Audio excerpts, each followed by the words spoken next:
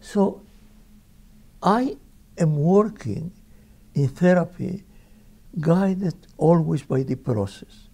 One transaction evolves a different transaction. With the case that I presented today. Mm-hmm. I presented a case in which there is a mother who has a child, and then she married a man, and then there is the involvement of the triangle: mother, daughter, and stepfather. When that happens, usually I will look at the way in which the mother defends her daughter against the intrusion of the new spouse. And that it's okay in the beginning, why not? There need to be an accommodation. But at certain point, they need to become three, the family. So I know that that will be my goal. My goal is that instead of being two dyads, wife, husband, mother, daughter, three dyads, father, stepdaughter, they need to be one threesome. That's my goal. Then I begin to say to the mother, you need to trust your husband. And the husband, and she says, I cannot trust him because he's not an authority. He's authoritarian. Then I asked the daughter, can you talk with your father, or will your mother interfere? Then she says, I cannot talk with him because both of them are aliens. They are not humans. I feel at this point very good because I can now work with a language that she has. So I said to the girl, is he from Mars and is she from the moon, or he's from the moon and he's from Mars? And you, from where are you? Oslo. Well, I can understand if you are from Oslo. And I developed something that is funny, but from which I begin to see that the girl can talk with the father, but the mother does not allow. At this point, I said to the mother, can you move here and let your husband and your daughter have a dialogue? I will be here with you. And if something happens, if he is authoritarian, if he's violent, I will stop him. So you sit here with me. We are going to be witnesses of what I think will happen is that your husband and his stepdaughter, daughter, can develop a dialogue that is harmonious. Could you endure that? Can you sit here with me and be with me quiet? And I had created a stage. I had created a mini drama. And then I see what happened. I don't know what will happen, but I had created a possibility of action and the possibility of seeing some alternative ways of relating. The goal is that she should develop some trust that the husband can relate with her daughter in ways that is harmonious. At some point, I will turn to her and I will say, can you tell me something about your childhood? And she will tell me that her father was a drunkard.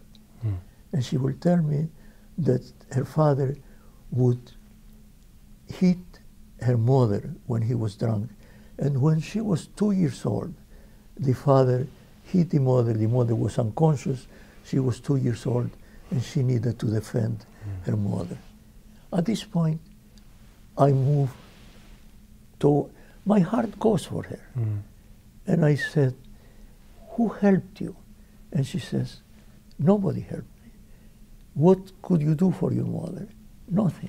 So I begin to talk with her about the effects of abuse and trauma in young children. And I said, you know, probably forever you will have an alertness to danger.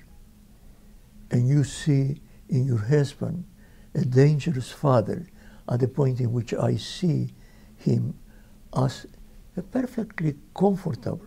So it's the creation of a story, and it's a story in which all four of them are participants. So you have, in a sense, it sounds like a map in your head about where these people line up, where they should be, and intermediate steps to get there. No, I have the ultimate goal. I know where I want to go. I want to go to the formation of a threesome instead of a formation of 3 dyads. That is the way in which they are. How I will reach that goal, I don't know. Not sure. So, and that is what I am saying is talent that you need to give to the students. You have a goal and you are able to talk with them about the goal. How they will reach that goal will vary. I will do it in a particular way because I have hundreds of pathways to reach that goal. But younger people would need to do it differently. And I should not be a model of the way in which they will do it, because they will need to do it differently. You do it very differently than I. Well, it's a challenge because young people struggle with that, having that certainty. And it seems to me that one of the things that you bring into this is the metaphors of play, drama, literature, and there's a way in which that seems to transcend the moment, that you're always listening for the larger story. And is there any way that they could work toward developing that skill themselves? Today, a doctor in psychology stood up and she said, at certain moments, when you moved away from the mother, I felt a sense that she was in danger. Right. And I felt a need to support her. And I said to her that as a therapist, she needs to be always in a monologue with herself. And she should have an emotional experience. But when she has an emotional experience, she needs to ask herself, will it be useful for them that I should act upon what this emotional experience means? And it's not that you should constrain your feelings, but you need to know that you are not here to satisfy your feelings. You are here to be a therapist. And a therapist is a technician. Therapist is a thinker, a therapist, but it is a technician. Technician can have a number of strange responses to the process. And the question always is to ask oneself, is that emotional response that I have useful for them? And then you can act, or then you don't act. But you will be directed by that thought. Is that useful to them? And that is something that young therapists should achieve, this capacity to reflect upon their experiences. You said, it's correct that you should experience that. I was rude to this woman. This woman expressed a moment of distress. Your response to her was correct. The question that you need to ask yourself is, should I, at this moment, do something with my emotional response or not? And then you become an expert. It's only at this point that you're an expert. Great.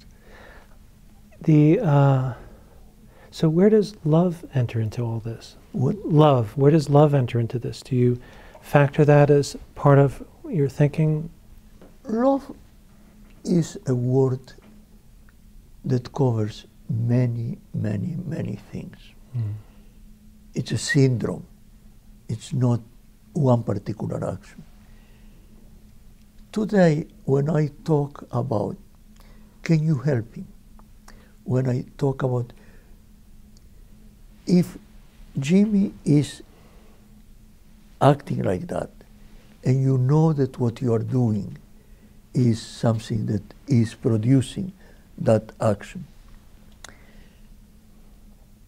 then you are responsible for him being in pain. I want you to take that into consideration. You are responsible. You are adults. You are forming Jimmy. So to me, at this point, I am not talking about love. At this point, I am talking about responsibility. I'm talking about healing. I'm talking about the fact that a family is an organism in which people are responsible for each other. More than that, I am saying not only are you responsible for each other, but you have the capacity to act in ways that are healing. So I am, probably because I am that old, I am using a lot of the concept of responsibility for the other. And I am using the optimistic view that you have resources. You know, aspects of you that you do not enact are resources. I always say to people, you are richer than what you are. You don't know that you're richer than what you are because you are a specialist. You're a specialist in the sense that you think that that narrow person that you are is all what you have. And I know that you are more. And I use gestures and that kind of thing.